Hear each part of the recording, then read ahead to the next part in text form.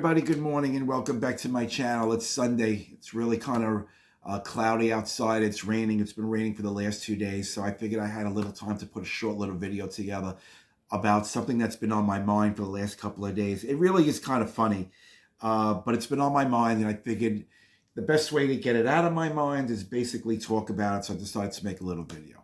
My little pet peeve is when Italian Americans mispronounce words. It is hysterical, it's funny, but it's wrong. They're pronouncing them wrong, and this mostly comes from, you have Americans that mispronounce the word, but again, you have to give them a little bit of leeway because they are Americans. But then you have the Italian Americans, which first generation American, their parents were probably born in Italy. You should know how to pronounce these words. But unfortunately, they don't. They think they know how to pronounce the words. They think it's cute. It's not cute. It's stupid. It makes you look stupid. Most of these people that pronounce these words wrong, I hate to say it, Staten Islanders, people from Brooklyn. They're the most that pronounce these words wrong. So I'm going to mention a couple of them that I think they should learn how to pronounce them the correct way. Okay? The first word that I'm going to say, and remember, I'm going to say the word correctly at first, and then I'm going to try to show you the word they use. So the first word I'm going to use is ricotta. Ricotta is a nice creamy cheese. Absolutely delicious. You can make cheesecake with it. It's filled in stuffed shells, and it's filled with some other types of pastas. It's pronounced ricotta. It's not rigot. It's not regatta. It's ricotta. That's the correct pronunciation of that word. They always leave out the A. It's not rigot, ricotta, ricotta. Put the A at the end. The way you see it spelt is the way it sounds. Don't change any letters. Don't add any letters. Don't remove any letters.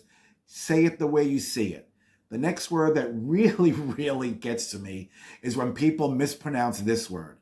It's mozzarella. It's not mozzarella. It's not, it's not mozzarella. It's mozzarella. You have to add the A. They keep taking away letters and basically creating their own word. It's not mozzarella. It's mozzarella. And if you don't want to carry like la, just say mozzarella. That's all you have to say. It's a very easy word to pronounce. Not mozzarella. There is no such thing as mozzarella. And don't say the word mutz. There's no such word as mutz. It's mozzarella. Easy word to remember. Easy word to pronounce. The way you see it spelled is the way it's pronounced. The next one is a dessert. It happens to be a pastry. One of my favorites. I'm going to pronounce it the correct way. It's cannoli. It's with the C. It's not Gnocchi. It's Cannoli. You walk into a bakery and you ask for cannoli, they're going to give you granola bars. They're not going to give you the pastry unless you pronounce it the correct way. Cannoli with a C, not a G. It's not Cannoli. It's cannoli. Okay? That's that word. The next word that really gets to me is, I'm going to pronounce it the correct way. It's Monogati, with an I at the end. Monogati. It's not Monogats. It's not Monogot. It's not Monogot, not Monogats. It's Monogati. That's the way it's pronounced. The way you see it is the way it's pronounced. The next one is Calamari. It's not Calamad. It's not Galamad. It's Calamari. It's with the C. Calamari.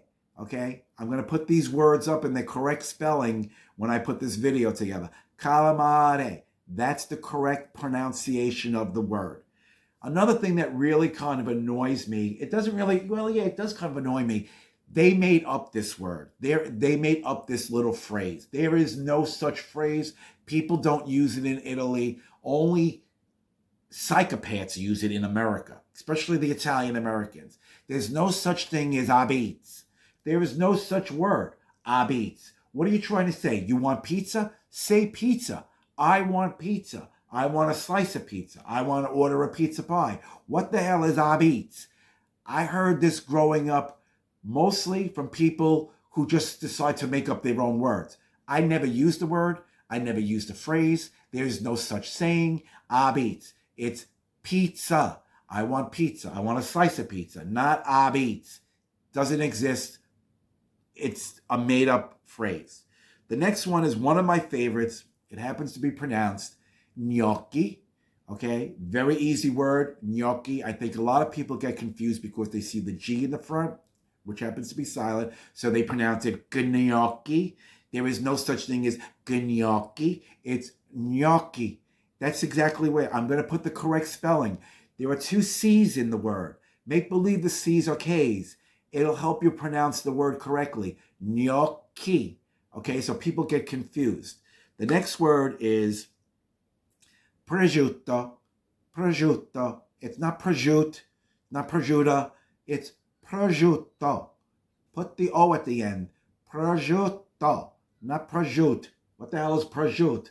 What the hell is prosciutto? There's no A at the end. It's an O. Prosciutto. Say it correctly. The way you see it written is the way it sounds. Pronounce it the way you see it written. The next one, which really, because I happen to be a coffee drinker, and a lot of people mispronounce this word incorrectly, it's mostly Americans. But please, the Italian Americans, please, my God, you grew up in a household where your parents probably drank this coffee every day, and you're pronouncing it wrong. It's not espresso. There's no X in the word. There's no X. It's not espresso. Espresso.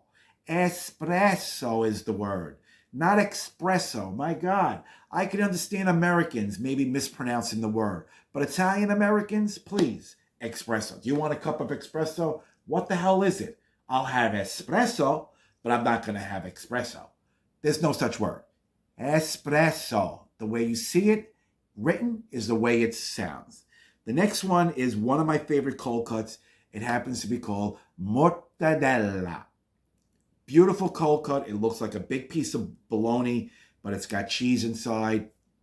Absolutely delicious. If you never had it, please try it.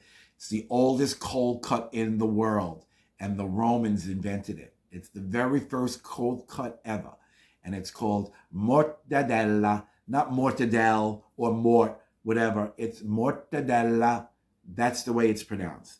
The last one that I want to tell you is, okay, I could see why some people kind of get this a little confused. It's called bruschetta, not bruschetta. It's called bruschetta. It's a little piece of either French bread or Italian bread. You slice it in thin slices. You put chopped up tomatoes, chopped up chives or onions. You put a little bit of garlic. You put oil and vinegar. Oil. You put some parsley. You throw it in the oven. You let it cook for a while until it gets nice and crispy. Bruschetta, not bruschetta. There's no such word, bruschetta. But I can understand why. Italians, Americans pronounce it bruschetta, because Americans change words. They see a word written, and all of a sudden they change the word to what makes it easier for them to pronounce. It's bruschetta. That's the correct pronunciation of the word. So those are my words that kind of make me laugh when I hear Italian Americans actually try to pronounce them. I can understand Americans maybe mispronouncing the words. But come on, if you're an Italian American and you're first generation and you don't know how to pronounce these words correctly, there's something wrong with you. Okay, so learn how to pronounce these words correctly. Now I'm going to tell you another pet peeve of mine, and it's that really kind of, it doesn't irritate me because I would never do it, especially in front of my family in Italy.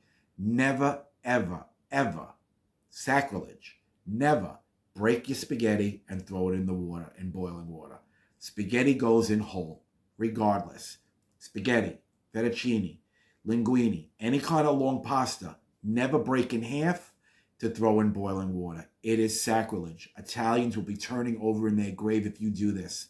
It is not right. Do not do that, especially in front of an Italian, and especially if you ever decide to go to Italy and you're staying with family and you decide to cook for a day, and then you decide to break your pasta because you want to make 3 pounds. Put 3 pounds in. Or make 1 pound at a time. Don't break it so it all fits. It's ridiculous.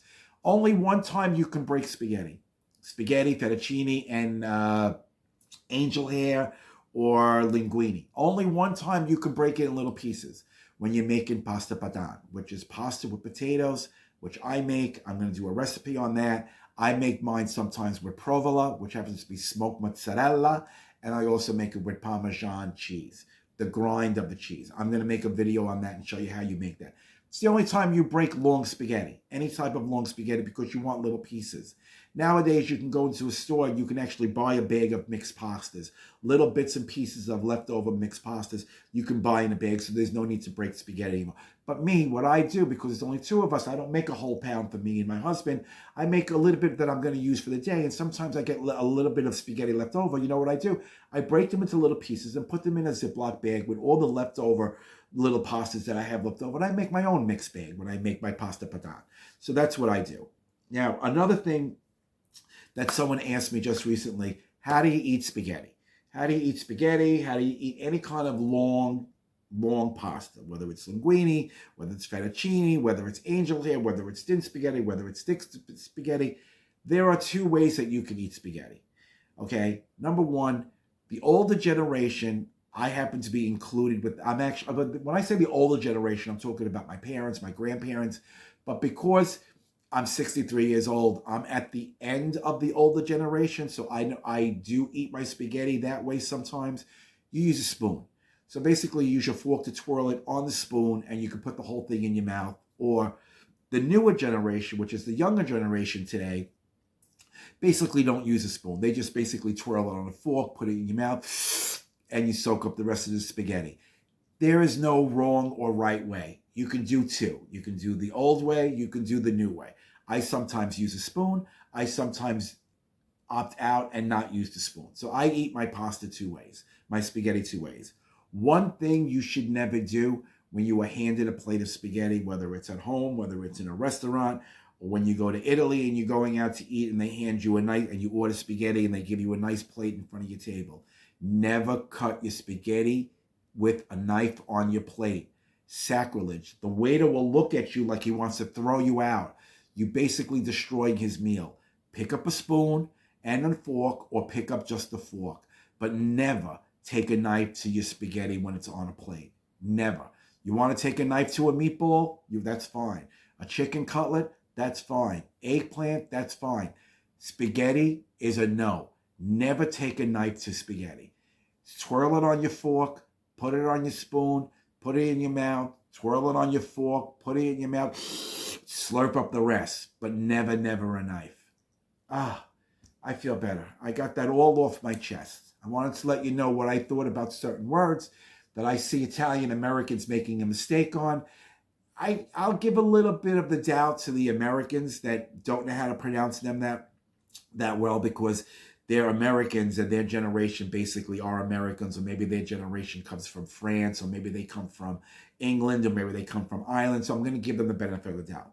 But if you're an Italian American and your parents were born in Italy and you pronounce these words, which I know your parents use these words almost every day when you were growing up, and you're still pronouncing them wrong, there's something wrong with you here. Something wrong with you here. Look at the word, pronounce it the way it's spelled. Easy. Very, very. Americans have a hard time. You know, the American language is one of the hardest languages in the world to learn for an outsider. It really is. You have the word there. You can use it like in 3 different ways, and it's spelled 3 different ways. So I can understand why people get confused with the American language. But the Italian language is so easy. The way it's spelled is the way you say it. You don't say it any other way. It's no hidden meaning.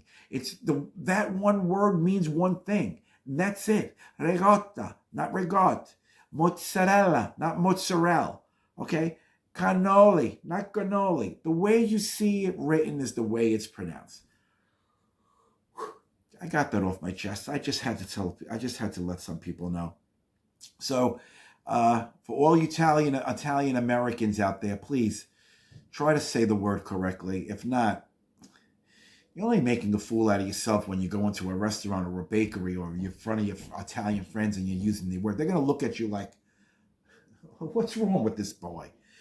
So, yeah, please enjoy this video. I hope I didn't offend anybody out there. Remember, this is all in fun. This is all in good fun, and I try not to offend anyone. So, I get along with everybody. So, please like this video. Please subscribe to my channel. Please ring the notification bell. And like I say at the end of all my videos, take care of one another. Peace out.